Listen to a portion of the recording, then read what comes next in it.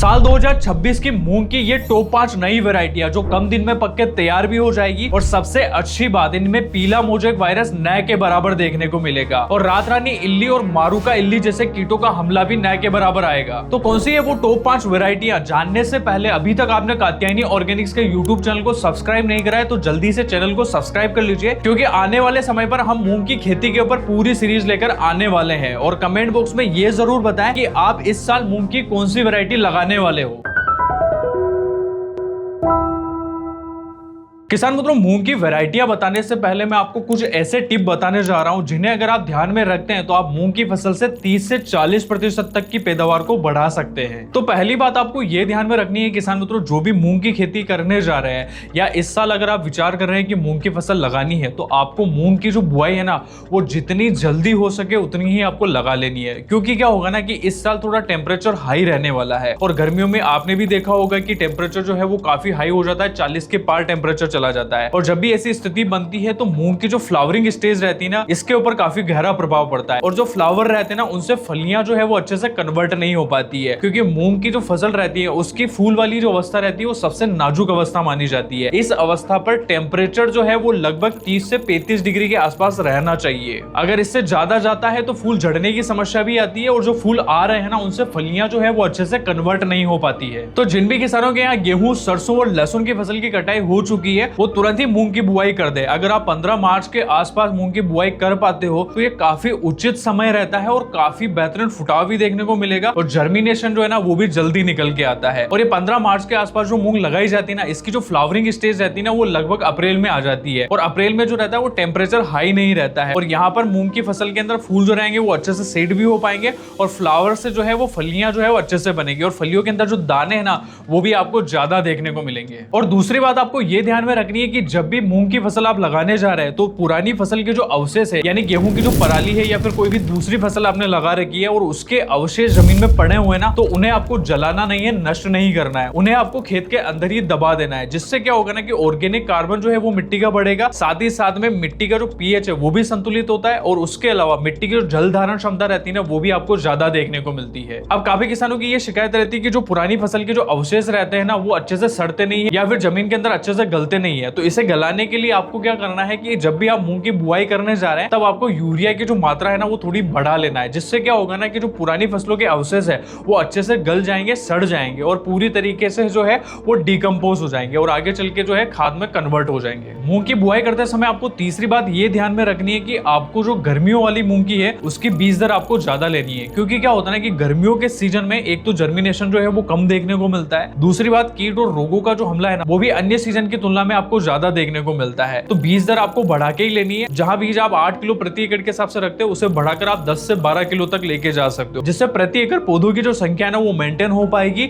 और जितने प्लांट 1 एकड़ में होने चाहिए वो रह पाएंगे और पैदावार भी आपको ज्यादा देखने को मिलेगी। अब वीडियो में आगे बढ़ते हैं और बात करते हैं टॉप 5 वैरायटियों की। तो इन टॉप 5 वैरायटियों में हमने सबसे पहले नंबर पर एक ऐसी वैरायटी रखी है जिसकी पीला मोजेक वायरस से लड़ने की जो क्षमता है ना वो काफी शानदार है, वही है SML 668 नंबर। इस वैरायटी में एक फली के अंदर लगभग आपको 12 से 14 दानों की संख्या देखने को मिलेगी और इसकी पैदावार लगभग 6 से लेकर 8 कुंटल प्रति एकड़ के हिसाब से निकल कर आती है। ये एक अगेती किस्म है, मतलब आप इसे जब लगाते हो तो ये 60 से लेकर 65 दिन में पक्के तैयार हो जाती है। और सबसे अच्छी बात है कि ये गर्मी वाले सीजन में लगाई जा सकती है, यानी कि जायज सीजन में इस वैरायटी की जो उत्पादन क्षमता है ना वो काफी शानदार देखने को मिलती है। अब बढ़ते हैं मूंग की दूसरी वैरायटी की ओर, वही है MH 421 नंबर। ये वैरायटी विशेष तौर पर मध्य भारत के जो राज्य है उनके हिसाब से और जो उत्तरी क्षेत्र के जो राज्य है जैसे कि पंजाब हो गया हो, हरियाणा हो गया हो, उत्तर प्रदेश हो गया हो, इनके हिसाब से विकसित की गई है।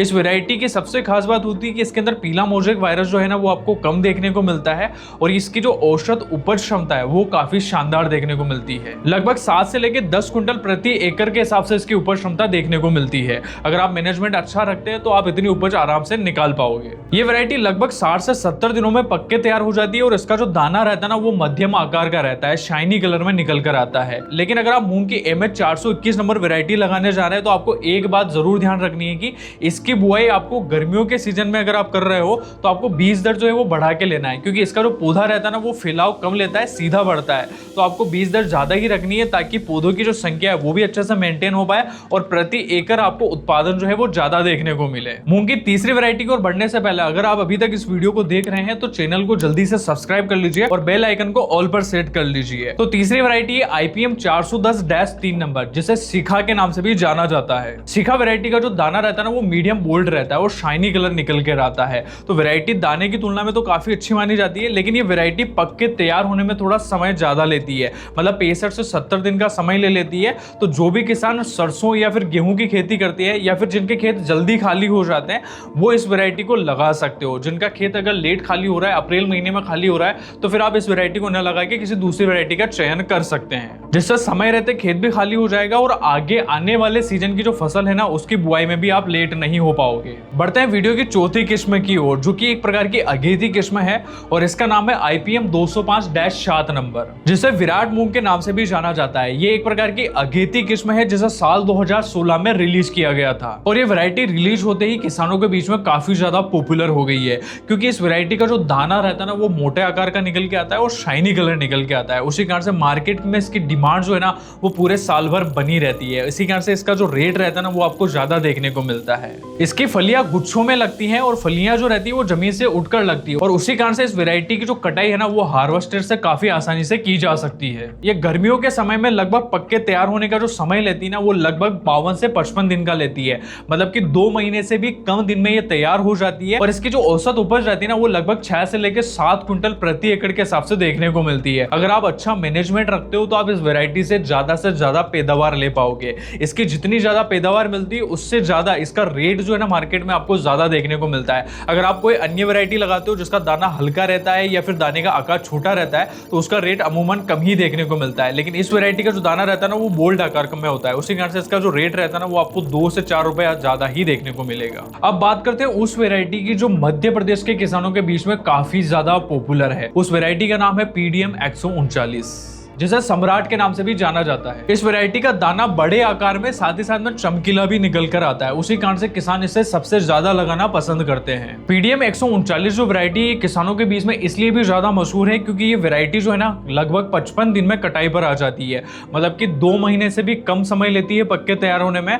और दूसरी सबसे अच्छी खास बात होती है कि दाना जो रहता है ना इसकी क्वालिटी काफी शानदार देखने को मिलती है। ये जो वैरायटी है ना ये थोड़ी पुरानी हो चुकी है, उसी कारण से इसके अंदर पीला मोजेक वायरस जो है ना वो आपको ज्यादा देखने को मिलता है। ये वैरायटी लगभग 2001 में रिलीज हुई थी, उसी कारण से इस वैरायटी के अंदर रोग और कीट जो है ना अन्य वैरायटी की तुलना में ज्यादा देखने को मिलते हैं। लेकिन अगर आप अच्छे से मैनेजमेंट रखते हो और जो रस चूसने वाले कीट आते हैं, खास तौर पर सफेद मक्खी जो आती है, उससे अगर कंट्रोल करते हो ना तो ये वैरायटी आपको पैदावार ज्यादा देके जाएगी और ज्यादा पैदावार के साथ साथ में इसके दाने का जो रेट है ना वो मार्केट में अन्य वैरायटियों की तुलना में ज्यादा देखने को मिलेगा। तो किसान मित्रों यही थी वो टॉप 5 वैरायटियां जिन्हें आप साल 2026 में लगा सकते हो। इन वैरायटियों के बारे में सिर्फ मैंने जानकारी दी है। अगर आपके क्षेत्र में और भी कोई अन्य वैरायटी है जो पॉपुलर है, जिनकी पैदावार ज्यादा देखने को मिल रही है, तो आप उस वैरायटी को बिल्कुल लगा सकते हो, कोई भी दिक्कत समस्या नहीं है। अगर उस वैरायटी का नाम आप कमेंट बॉक्स में बताएंगे तो हम नेक्स्ट वीडियो उसके ऊपर जरूर बनाएंगे। धन्यवाद।